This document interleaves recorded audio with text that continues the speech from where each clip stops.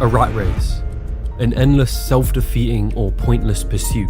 Sometimes the rat race is conflated with working a 9-to-5 job. It's a comparison often used by certain individuals to guilt you into buying programs and books for them. But this seems extremely unfair, mostly because it aims to villainize a job and excludes the fact that there are those who either love or are perfectly fine with their jobs, or have other aspirations aside from their 9-to-5. A real rat race is one that is living on a financial edge, being one paycheck away from broke constantly. A feeling as though the moment money enters your life, it immediately disappears. And the more responsibilities you have, the more dangerous this relationship becomes. The loss of a job, an unexpected health accident, or any unexpected circumstance for that matter can throw your entire financial position into turmoil. And consider the mental consequences of living on this financial edge. Your job no longer becomes an option. It becomes a necessity in order to keep funding your lifestyle or to keep paying off debt.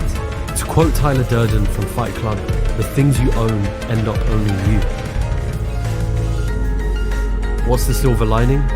It doesn't have to continue like that. The first stepping stone in personal finance will have you drawing an awareness to your relationship with money. This is often done by journaling your monthly expenses, categorized as housing, transportation, food, utilities, entertainment, and so on. It's about understanding yourself as a consumer, but this part is tough. In behavioral finance, this feeling can often be labeled as the ostrich effect, which is our tendency to want to avoid negative financial information. It's that feeling you get when you refuse to look at your bank account after a night out, fearing what it might show. And yet once you pass this stage, it's time for you to take control over your behavior as a consumer. This often involves the idea of budgeting, deciding each month how much you aim to spend on each of these categories and sticking to it. It's about systematically looking at what you consume and finding ways in which you can minimize these things to ultimately live below your means.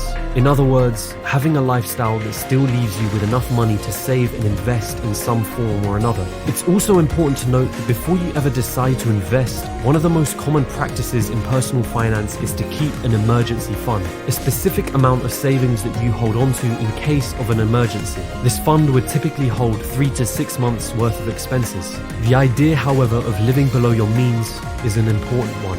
Because why would we choose to do otherwise? Why would we choose to live a lifestyle that we cannot afford, or one that places us on this financial edge? I could make an entire video on our cognitive biases. The ostrich effect is just one of which can affect your financial position. Then there's hyperbolic discounting, a tendency to favor short-term rewards as opposed to greater rewards in the future. This is you choosing to purchase a new pair of shoes instead of saving that money towards a future investment. Or there's social proof, our tendency to think and act as others around us think and act. When the people around you are buying one thing, you buy it too. Or when the people around you establish money as a means of evil, you're likely to assume the same thing too. The phrase, keeping up with the Joneses, summarizes this great problem of consumption. It's a phrase defined by Google as trying to emulate or not be outdone by one's neighbors. They buy a new Porsche, you buy one too. They have nice clothes, you get some too. They renovate their home, you do it too. All in the attempt of impressing or trying to keep up with others due to some form of social pressure.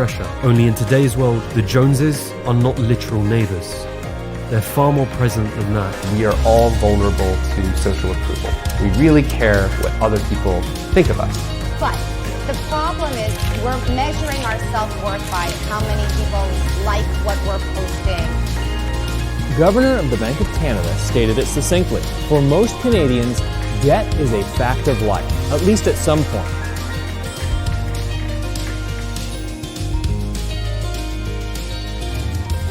To be clear, I'm not saying that purchasing an expensive piece of clothing, jewelry, or sports car is a bad thing, nor do I think consuming is a bad thing. The aim of this video isn't to philosophize about the repercussions of a materialistic view of the world. It's about drawing an awareness to who you are as a consumer. Do you care more about appearing as though you have money or actually having money? The rat race isn't about working a 9-to-5 job, but living life on such an edge that it means that you are chasing the next thing, whether a paycheck or a material possession, such that your greater life goals and ambitions are placed in the background in order to continue this race. A budget and keeping account of your expenses have proven time and time again to work and draw you out of this race. It's fun to talk about making money or imagining having as much wealth as possible, but what's the point when your relationship with money as a consumer means losing it all or having having to work non-stop in order to fund that lifestyle. That is the real rat race. But with all of that being said, let's talk about making money. The stuff we teach here, and have for almost 30 years,